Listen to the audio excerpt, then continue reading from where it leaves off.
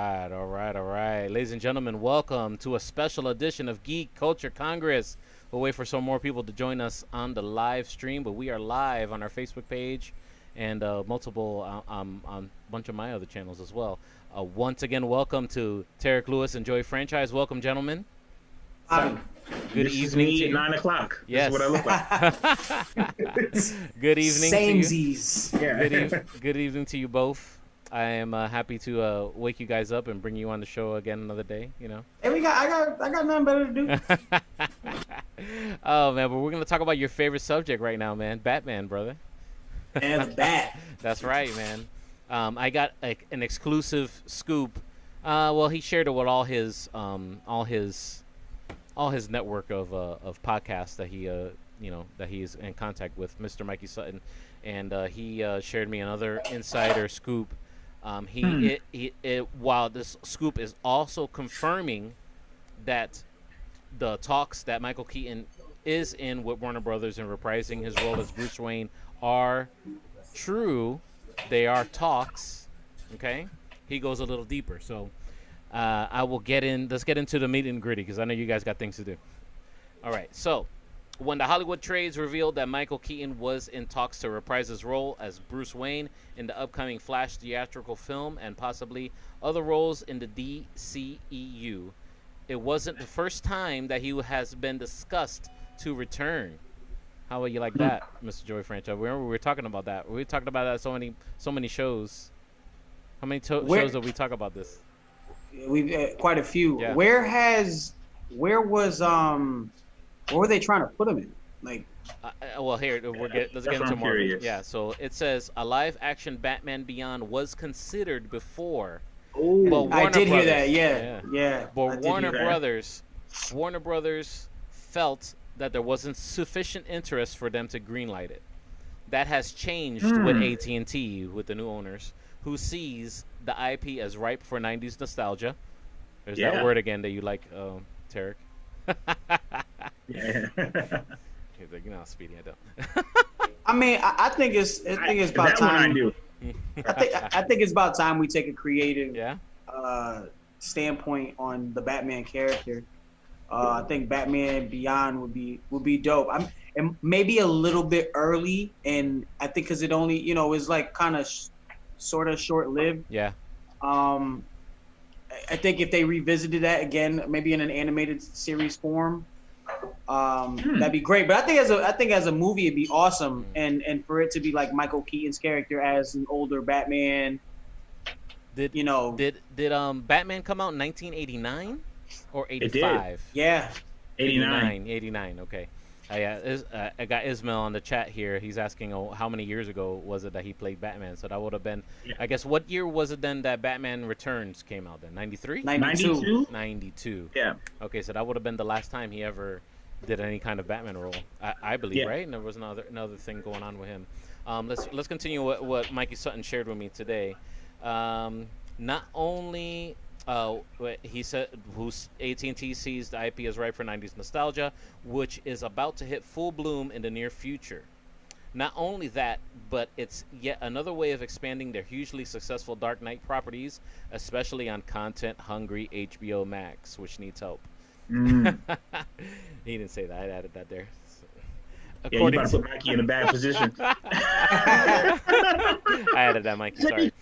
According to Mikey Sutton sources, a live-action Batman Beyond is being talked about again, and this time it's for HBO Max. Although no development has begun at all. It's all talks. I believe it's in the final negotiation of whatever he's working out with the what broke yesterday about the Flash movie. I believe it's all in the same talks. And we'll get to that, Tarek. I got a question for you about that because you know more about the acting world. If they can net, let's see, there's no development has begun. If they can net Keaton for it, the possibility of this materializing greatly increases. AT&T is quite excited about the commercial and social media buzz Keaton and Batman Beyond could generate for HBO Max. Money. Only time will tell if Keaton is similarly thrilled with the idea. So a couple things I take away from that is I don't think Mr. Keaton is completely sold on coming back as Batman or Bruce Wayne at all. I think Michael Keaton is gonna get a big payday. Oh yeah, or is gonna ask for a big payday. Oh yeah, to actually come back as a character. Well, because I don't think he necessarily wanted to leave when Val Kilmer and Joel Schumacher took over the helms. Yeah. I think, and he's at that point. I think he did the same thing with Spider-Man. So there was that when he was in talks to play Vulture. Right. There was a whole lot of back and forth and rumor this and debunk that. And, rumors being made, rumors being debunked. And then eventually he ended up. I think, I think he peeped what the fans wanted, and Marvel, they came to an agreement. Marvel cut a big check. He is a big name. Yeah. Yeah, definitely. So the problem. Here's the other problem I see. Wouldn't he have some kind of conflict with Marvel then? Because you don't see Chris Evans taking DC roles, or no. But I think from what I heard, like reading on certain blogs, is that MCU is actually looking to get The Rock to do some stuff. Right. Yeah. No, that's happening. What that is, who knows? Mm-hmm. Well, he's technically not with Marvel. He's technically with Sony. Yeah, that's a good point. And when you really think about it, he's true. Sony. Yeah. So I'm looking at his IMDb right now. He's got Morbius, which is in post production.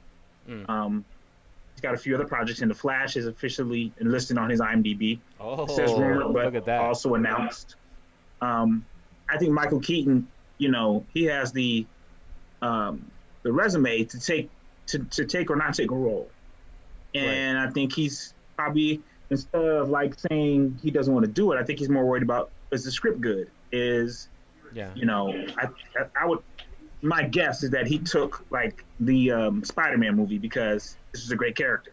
Right. It's a great opportunity for me as an actor. So somebody who's been around since Beetlejuice. I don't know how old I was when Beetlejuice came out. Right. I know I was alive. I don't know how old I was. He's an iconic actor, so he's got to make sure his brand is going to be protected if he's going to take on this role.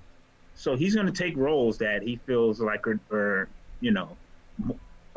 poignant or like mean something. I think a Batman Beyond could mean something to him because it won't be doing the same thing over and over again. It takes like a leap.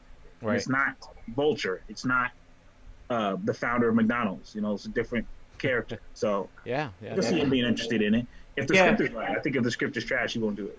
Well, what I'm hearing is that they want Keaton to play, Keaton's Bruce Wayne to be similar to what Samuel L. Jackson does in the Avenger movies. He's just kind of like an overseer. Ah, okay. Yeah, so like Oracle. So let's speculate. How far could they take that? I don't know if I don't see the older Batman maybe being ushering a brand new Justice League or Justice Society. Yeah, the Batman Beyond cartoon. They had a few episodes with the Justice League. Yeah, the new Justice League. And they were great. Yeah, they were great episodes. I don't remember seeing anything like that. There was one. There was one, a Batman Beyond episode, two or three with the Justice League. Superman was still around, and then they had a few Justice League. They had a Justice League. I think the end of the series of the first season actually was them talking about Batman and Batman Beyond, and they were in the future. And Amanda Waller was still alive, and he was with the Justice League. And they had a few episodes where he went back in time. Oh yeah, I think I do remember that. Yeah, I think I do remember that. God, how nerdy am I? What's wrong with me? Like I need to. No, that's good. That's why you're here, brother. That's why you're here. Never too nerdy, to keep us in check and make sure we're. Your nerdiness is at a 99 right now. That's right. Yeah, I'm high. If my nerdiness was an NBA Live character, it'd be crazy. 2K, sorry. So I want to thank Mikey Sutton for sharing that with us, with the whole network actually, and having us be a part of that, sharing that today. And any other final thoughts, Tarek, before we stop the quickie show today? I'm uncharacteristically excited for the prospect of a Batman Beyond. Okay. What about the introduction? Obviously, they're going to introduce it, possibly, if it happens, with the Flash movie. How do you feel about that? I'd be fine with that. Yeah. I mean, we talked about it yesterday. Yeah, but the Flash movie has the potential to be Days of Future Past and reset everything. Yeah, and which I think sometimes I think it's a good thing. Yeah. What about you, Joey? Give me your take. I agree. If Flashpoint makes sense for Keaton to be a part of it, I'm all for it. and I think he'll jump on it. Like I said, if it makes sense. What I think will happen is because Flash is able to, maneuver through different multiverses. Right.